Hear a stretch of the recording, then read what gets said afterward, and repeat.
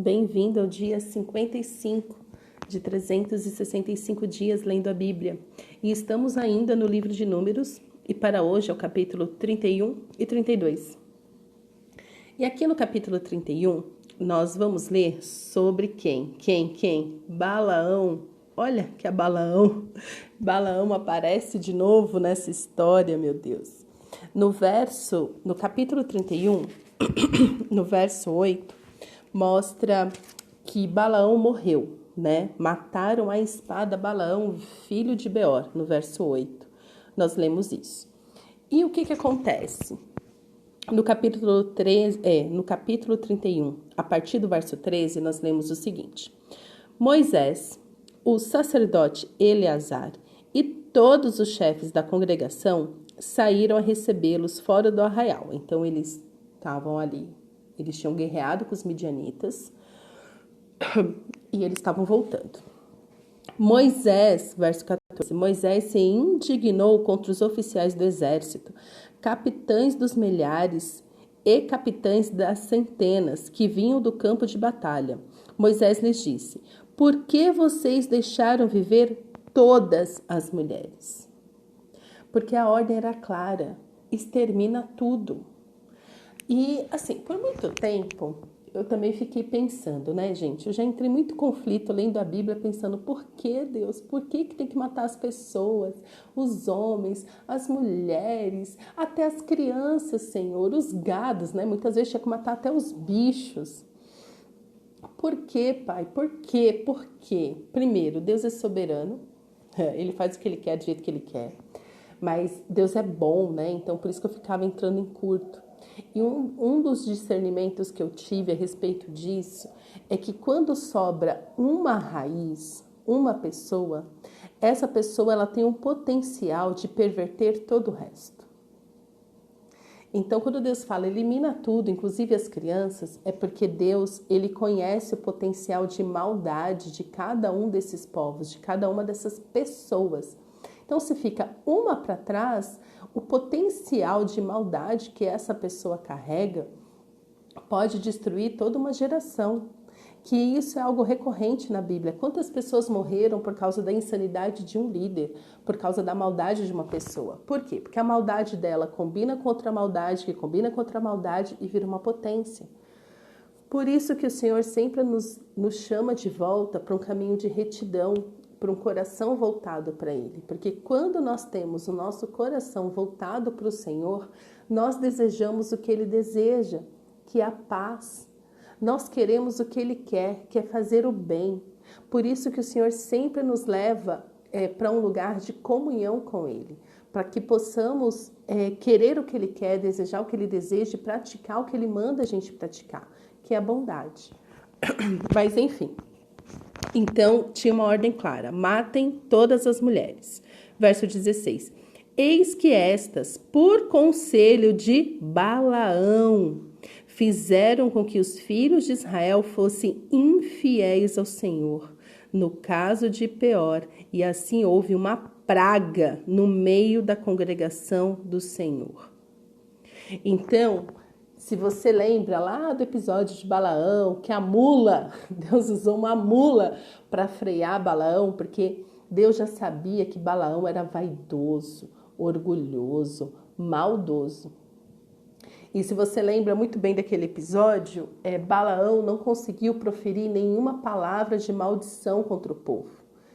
Ele recebeu ali, né, ele recebeu dinheiro, ele recebeu honrarias, né, foi todo cheio de pompa diante de Balaque. E Balaque falou assim: olha, eu te dou tudo que você quiser, desde que você amaldiçoe.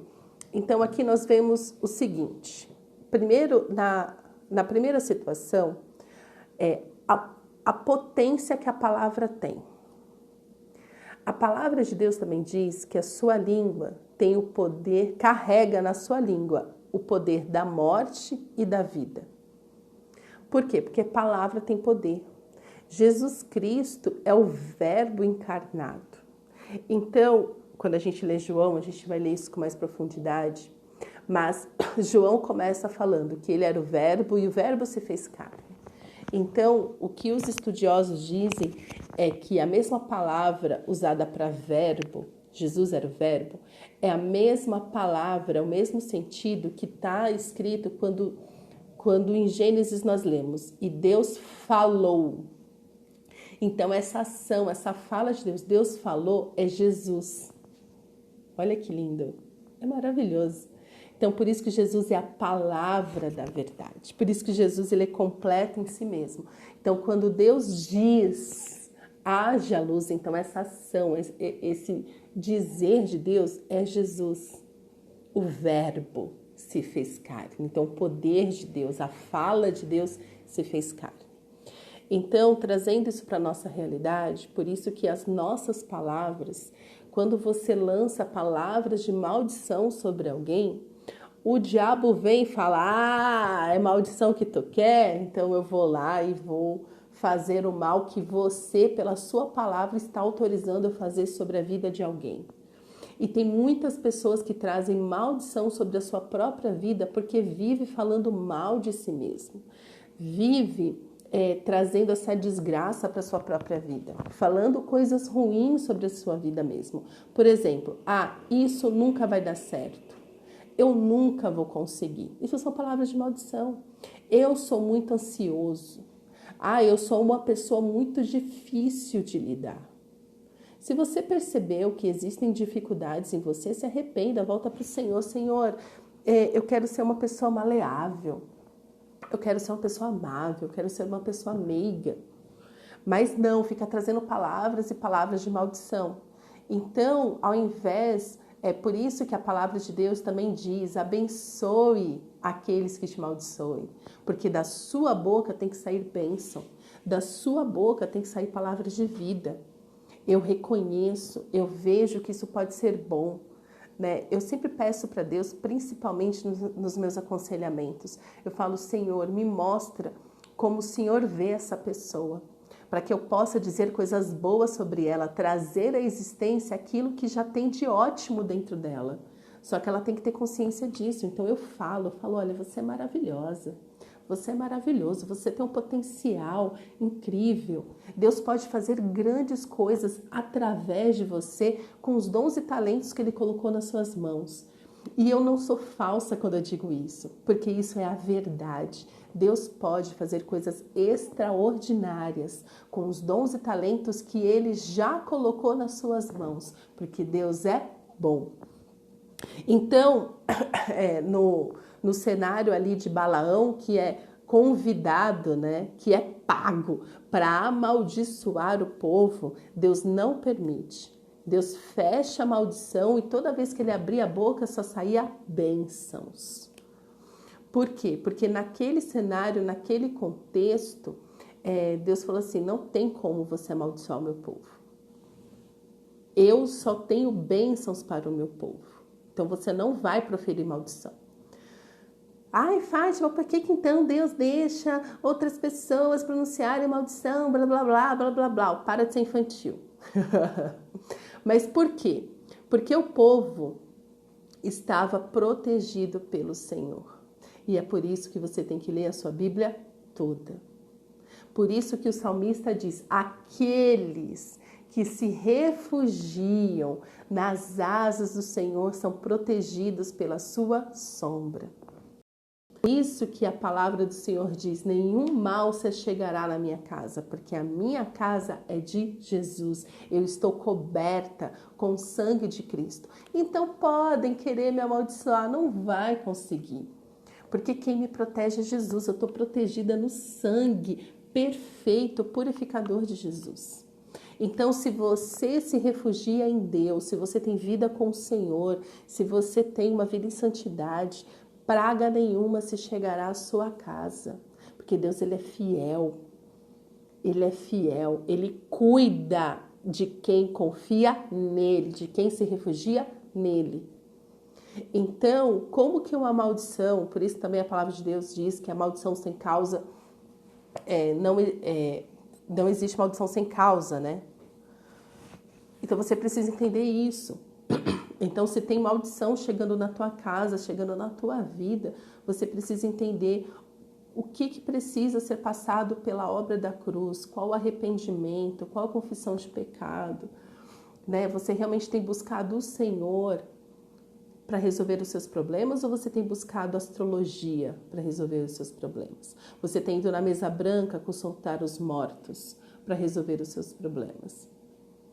Na mão de quem você tem comido? Você tem se alimentado da palavra de Deus ou de falsos profetas? Porque Balaão aparece de novo aonde? Lá no Novo Testamento, em 2 Pedro, capítulo 2, verso 15, fala o seguinte: abandonando o reto caminho, se extraviaram, ou seja, o povo se extraviou, os filhos, né, de Israel se extraviaram, seguindo pelo caminho de Balaão, filho de Beor, que amou o prêmio da injustiça. Por quê? Porque lembra que Balaão não conseguiu, né, amaldiçoar, como eu acabei de falar. Porém, ele sabia sim, ele soube burlar as leis do Senhor. Não que possam ser burladas, mas o que ele fez? Ele falou assim, olha, eu não consegui amaldiçoar o povo, mas tem uma estratégia que vocês podem adotar para fazer com que os filhos de Israel pequem. Por quê? Porque como eles estavam protegidos pelo Senhor, só tinha um jeito de atrair maldição sobre a vida deles, se eles pecassem. Então, se levassem o povo a pecar, se levassem as pessoas a pecar, eles se desviariam, não teria como, porque eles sairiam debaixo da proteção de Deus que está na santificação. Então, ele não pôde, mas ele deu um conselho que fez com que os filhos de Israel fossem infiéis ao Senhor. Então, ele fez com que as mulheres, né, que eles se prostituíssem com essas mulheres, fez com que eles pecassem. Então, é isso que o diabo faz na tua vida. Ele não pode tocar na sua vida, mas se você seguir um conselho que te leve a ser infiel ao Senhor, aí ele tem legalidade para entrar na tua vida e te azucrinar, e te infernizar, e te amaldiçoar. Então, tudo está, a chave de uma vida abençoada está em obedecer o Senhor e ter vida com Ele, para Ele, entendeu? Então, que nós possamos identificar Balaão nos nossos dias, os falsos profetas, que deturpa a palavra de Deus, que distorce a palavra de Deus, que nos leva a pecar. Como você sabe que a pessoa é um falso profeta?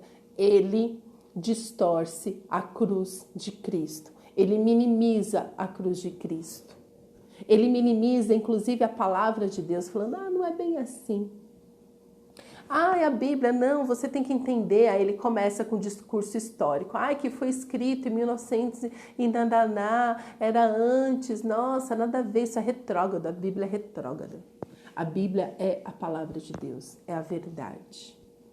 E a Bíblia, eu creio nela em cada vírgula, cada ponto, cada palavra. É a revelação de Deus, é a revelação de quem é Jesus. Então, primeiro, corrija a sua fala, comece a pronunciar bênçãos sobre a sua vida e sobre a vida das pessoas ao seu redor, inclusive sobre os seus inimigos. Primeira coisa, corrija a sua fala. Segunda coisa, preste atenção aos conselhos que você ouve. Porque o bom conselheiro, o bom profeta é aquele que te leva a depender de Jesus para tudo. É aquela pessoa que te leva a amar o Senhor de todo o seu coração. Que te leva, que te motiva a ter uma vida de fidelidade ao Senhor. Essa pessoa sim merece ser ouvida. Mas cuidado com Balaão, que não pôde amaldiçoar, mas ele pôde aconselhar, levando os filhos de Israel a pecarem. E por causa do pecado, eles atraíram a ira do Senhor, porque eles deram legalidade para o diabo. Amém, igreja? Pai, eu te peço, Senhor, que o Senhor abra os nossos ouvidos para te ouvir. a nossa mente para te entender, o nosso coração para te amar. Ó Senhor, nos dá uma sede profunda de conhecer a Tua palavra, de nos alimentar com a Tua verdade. Paizinho, eu te peço, abre os nossos olhos para reconhecer os falsos profetas. Nos mantém, Senhor, no caminho reto, no caminho de fidelidade. Nos ajuda, Senhor, a identificar os falsos profetas, a identificar Balaão. Corrige, Senhor, os nossos caminhos com Teu amor, com a Tua graça. Nos ajuda, Senhor, a combater o mal que sempre está nos rondando. Nos ajuda, Senhor, nos livra, Senhor, do maligno, de todo o mal. É o que eu te peço, Senhor. Em nome de Jesus. Amém.